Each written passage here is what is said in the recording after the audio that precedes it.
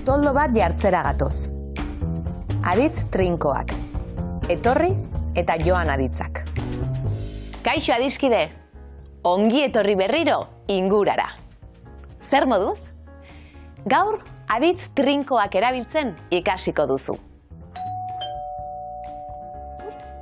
Barkatu, txirrina jo dute, norbait dator, baina nor izango da? Oraintxe noa begiratzera. Aizu, atea ireki dut, baina ez dago inor. Tira ba, jarraitu egingo dugu. Aditzak ikasteko prest daude? Ba aurrera. Ekik eta Beinatek toldo bat jarri behar dute. Furgoneta aparkatu eta txirrina joko dute.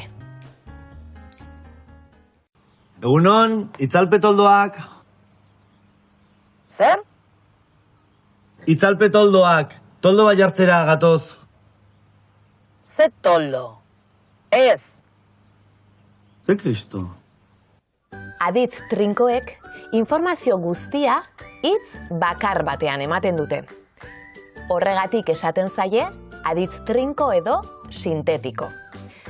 Aditz trinkoak ez dira asko, baina batzuk oso erabiliak dira.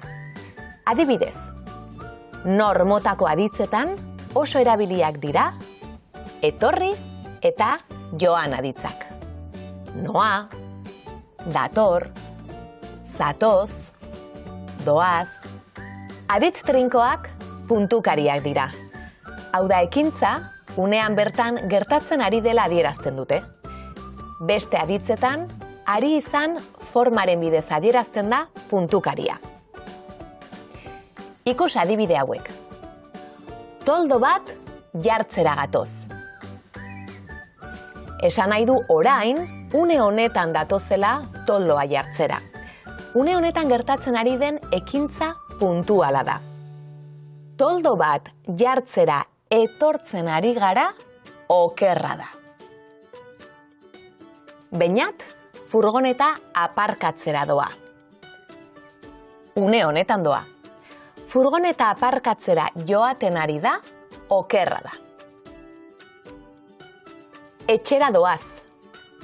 Nekatuta daude. Orain gertatzen ari da ekintza. Etxera joaten ari dira, okerra da. Berandu zatoz, denda itxi dute. Berandu etortzen ari zara, okerra da. Osatu esaldiak aditz puntukaria jarriz.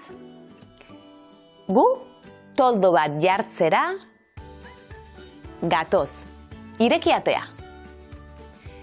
Beñat, furgoneta aparkatzera, doa.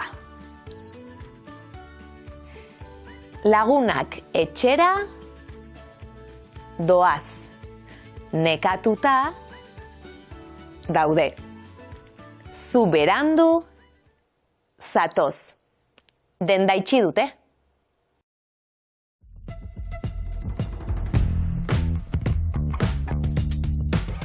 Aditz trinkoak puntukariak dira. Hau da, ekintza, unean bertan gertatzen ari dela adierazten dute. Hona hemen, etorri, joan eta egon aditz trinkoak orainaldian.